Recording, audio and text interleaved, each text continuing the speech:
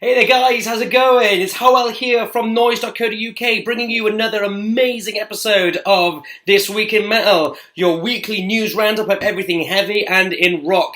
And I actually just wanted to start off this episode this week with a little bit of an apology to Employed to Serve. So I got the title of the latest album wrong last week. I called it The Warmth of a Dying Day, but it's actually called The Warmth of a Dying Sun. It is out May 19th via Holy Roar Records.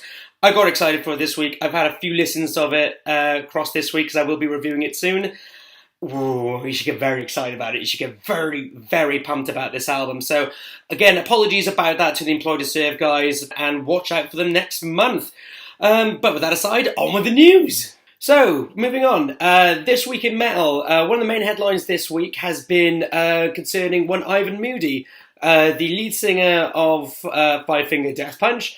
And since last Thursday, it's kind of snowballed into this massive fiasco that apparently he announced on a Denver radio station 106.7 KBBL that it was misinterpreted that he was going to leave Five Finger Death Punch. I know, dramas. He's looking to do it a side project with members of Cold Chamber and Gemini Syndrome called Villian. That got misinterpreted as he's going to leave Five Finger Death Punch because he wants to be like Maynard James Keenan or Corey Taylor and do his own like side project. And as the press would do it, they blew it out of proportion entirely.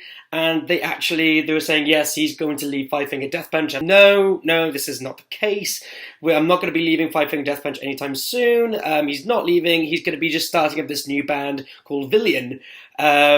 Which would be quite interesting to see if you're a Five Finger Death Punch fan. He's a great front man. To see him branch out his talents, they would actually be pretty sweet to see. Five Finger Death Punch are still going to be going strong, even though they are still like in a bit of a legal bind with their label at the moment, Prospect Park, which has kind of left their latest album in limbo a little bit. And that's a whole other kettle of fish entirely. But he does vow to carry on with making that new album, and an extensive touring schedule is going to be put into place as well for this year, so don't go worrying. So in other news this week, just a bit of an update on last time. So basically, what I was talking about last week with Ty Trujillo, the son of one Robert Trujillo of Metallica, he's filled in for Korn's Fieldy on the band's South American tour. Now, the first bits of footage have actually been coming through this week, and official footage of that as well, of him playing in Bogota and in Sao Paulo. But more along the lines of Fieldy, it's still been unannounced of why he's dropped out of the South American tour, still for unforeseen circumstances.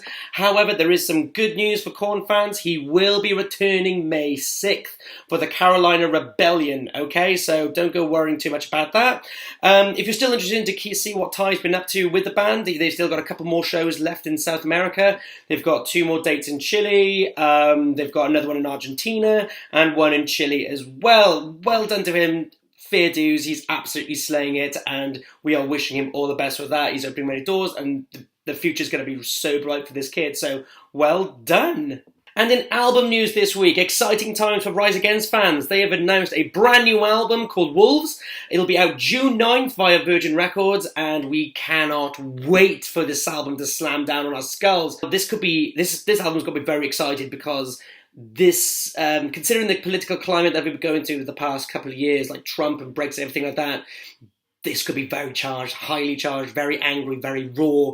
It could be very in our faces. This could be an all-out assault on what's been going on at the moment, so I'm very excited to hear about that. And the album's been in very good hands as well, with producer Nick Vasculinez. I'm sorry if I've butchered up your name there, but he's produced people like bands like Foo Fighters, Alice in Chains, so you know it's already been in good hands. At the time of this recording of this podcast, on the 24th, they would have played Brooklyn, and then on the 26th, if you're in the LA scene, they'll be playing the Troubadours. So if for our stateside viewers, get your asses down there and see yourself some fantastic punk. Fantastic. So we're really excited about that. It's called Wolves, June 9th, Virgin Records. It's gonna slam. Okay, and rounding things off this week, we have one more album announcement for you coming from Paradise Lost. That's right. The Northern Doom Death Metal-y gods, Paradise Lost, have announced their 15th studio album. This album is called Medusa. It's going to come out via Nuclear Blast Records. And from what I'm hearing, it is going to be an absolute just sludge fest. So if you like your doom, your death. You're slow. If you're just a miserable bastard, you're gonna go fucking mental for this album. So, like, in the words of Greg McIntosh, right, their lead guitarist and songwriter, he said this, right? So, the new album will be slower, sludgier, and more doom-filled than ever before. Eight riff-laden monster tracks of sheer northern misery. Now, if that doesn't get you excited about this band, I don't think anything will. So it's called Medusa. The date hasn't been official yet, so they're just putting the final tweaks and touches on the album. It's got me very, very excited, so I think it should be out later on this year. We'll keep you updated with that. So that's been our episode for this week. Let us know how well we've done. Like and share, of course, and we will be back next week. So I've been Hywel from noizzeblogging, and I'll see you next week, and stay heavy.